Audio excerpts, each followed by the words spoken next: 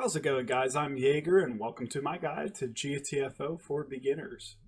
GTFO is a 4-player co-op horror game where your team will have to explore an infested underground facility called the Complex, with each level varying in difficulty with its own mission objectives. Each level has its own special parameters that doesn't change, allowing you to plan ahead. Keep in mind though that the location of items, keycards, and enemies are generated differently each attempt, giving you a different experience from each playthrough. RNG can either be your friend or your enemy. Man, Yeah. you're like weaving in and out of them and it still hits you. Still fucking hit me. Okay. Okay. Really now? This game usually favors stealth over firepower, as firing your weapon will attract enemies within an immediate area. Also, ammo is a valuable resource but limited. Each level has multiple rooms and requires you to sneak around and locate whatever your objective is. The first thing you will need to do before you start any level is to organize with your team everybody's loadout. For the main weapon slot, this is really just whatever your preference is. Try not to all have the same main weapon, as each weapon has their pros and cons. I'm only going to mention 4 out of the possible 6 for this slot because these are the 4 most commonly used reliable weapons. Please note that you do not start the level with max ammo. The SMG has a fast reload time, high ammo capacity, but deals less damage.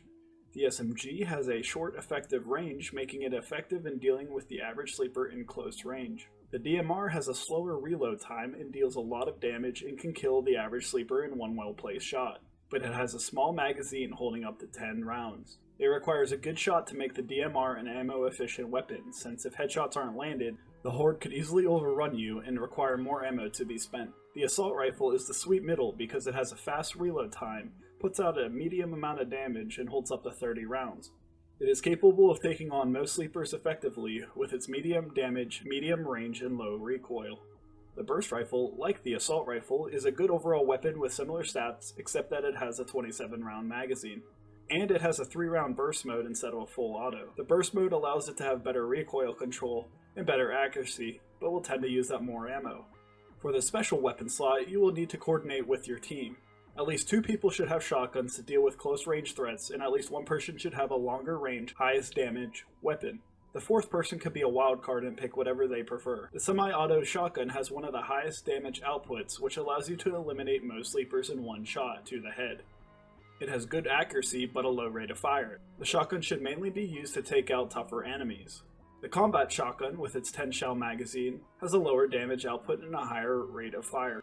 It could still kill the average sleepers with 1 shot, making this an ideal weapon to eliminate hordes of sleepers. The revolver packs a good punch, but like the DMR, it will require a good shot to use this weapon efficiently, as its ammo capacity is low with 6 rounds before needing reloaded. It has a fast reload speed and can take out the average sleeper in 1 headshot. The machine gun, with its 50-round magazine, has a decent damage but requires to shoot in bursts to effectively use, due to its massive recoil. It has to charge up before firing, but is ideal in clearing up hordes of average sleepers. The sniper rifle is one of the most powerful weapons with its long range.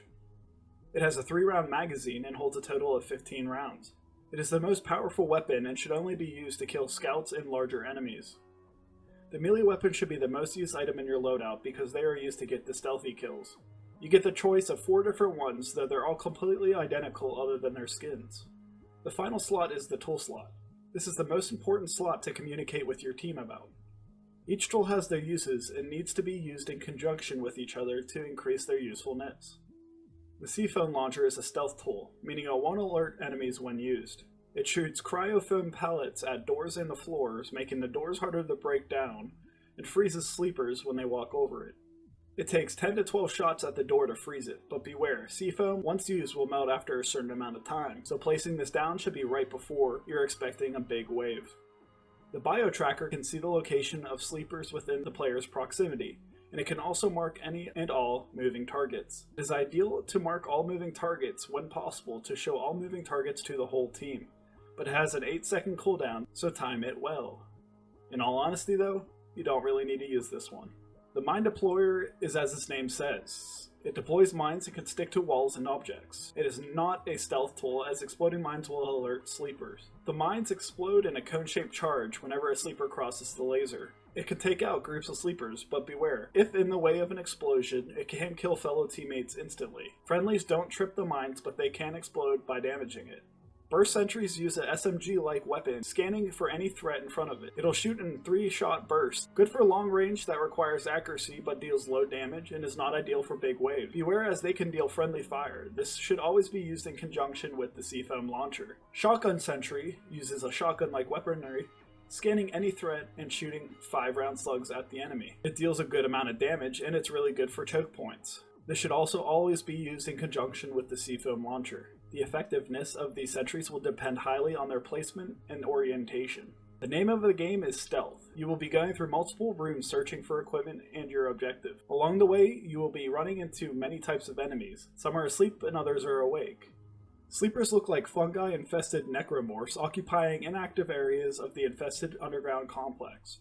They are usually seen sleeping while crouched or standing, hence the name Sleeper. They are sensitive to sound, movement, and light. When snoring or tongue-clicking, they have a reddish glow and can be seen in dark rooms, and are highly prone to be woken in this state. So do not move. When woken, after a few seconds they will scream and make all the other sleepers aware. It is best to dispose of them before they wake up or scream, as you will save more ammo and health, thus reducing your chance of a full team wipe.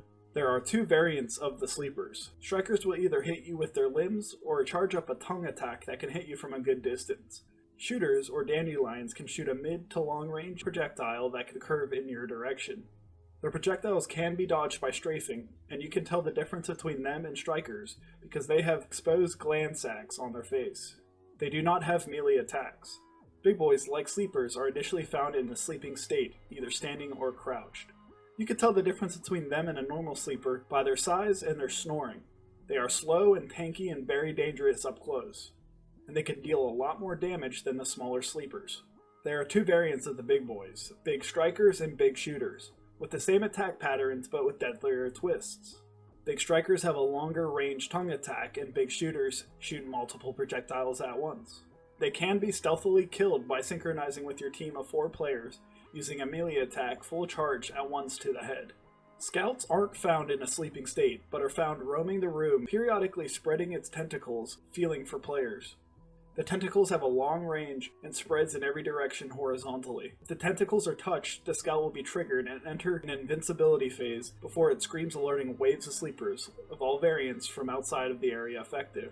Ideally, it's best to kill them quietly by freezing them with Seafoam and killing them with your melee weapon. Once you begin the level and drop down, you will find items around the map that will help you along the way to winning a level. The med pack heals 20% of players' health. The tool refill pack resupplies 20% of the player's tool ammo, such as ammo for sentries, seafoam grenades, and mines. The ammo pack resupplies 20% of the player's main and special weapon ammo. The disinfection pack is rare and less needed. Each use of the disinfection pack lowers the amount of infection by 20% on the player used.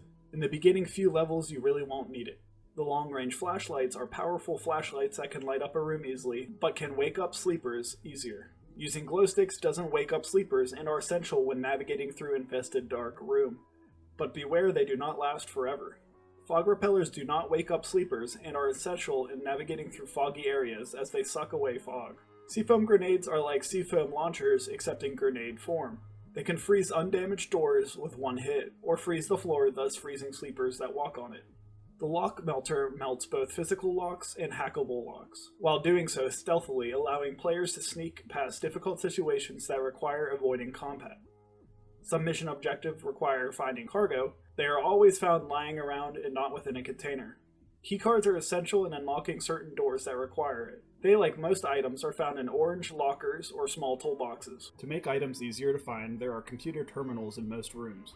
You have to type in certain commands for each item type you are looking for. I'm going to put all the commands in front of you now. They will also be down in the description. Now that you have the information on the basics, here are 5 tips to help you succeed in GTFO. Number 1, I recommend having a full squad because it makes things a lot easier, especially having more rounds fired down range at a cluster of aggroed enemies, but it's not required to beat a level. Number 2, when you're about to go into a new room, make sure you communicate that with your team. Alright, I am opening the door. I can't tell you how many times I or one of my buddies had a flashlight on when a door was opened. Number 3, use choke points to your advantage. Grouping the sleepers up makes it a lot easier to kill more with less ammo. There are also great spots to put up mines and set up turrets. Number 4, take advantage of the time you have before opening a door, setting up your equipment before a big wave. Turrets should be set up facing the back of incoming sleepers if possible. They are weaker if shot or hit in the back. Seafoam can free sleepers if placed on the ground and freezes doors, giving you more time to capture zones. The mines are great for big hordes and should be placed in the middle of the door on the floor before you open it. Number 5, don't get too discouraged if it takes you multiple attempts to beat a level. RNG and knowledge of what exactly you need to do plays a huge role in completing a level. That's it guys, thank you for watching. If this guide helps you, please leave a like. If you want to see more content, I recently released a successful run of the first level, aka the Dig, with my buddies. Subscribe if you like. I'm gonna be releasing 1 to 2 videos a week, so I promise I will not blow up your subscription feed. I'm Jager, and have a safe day.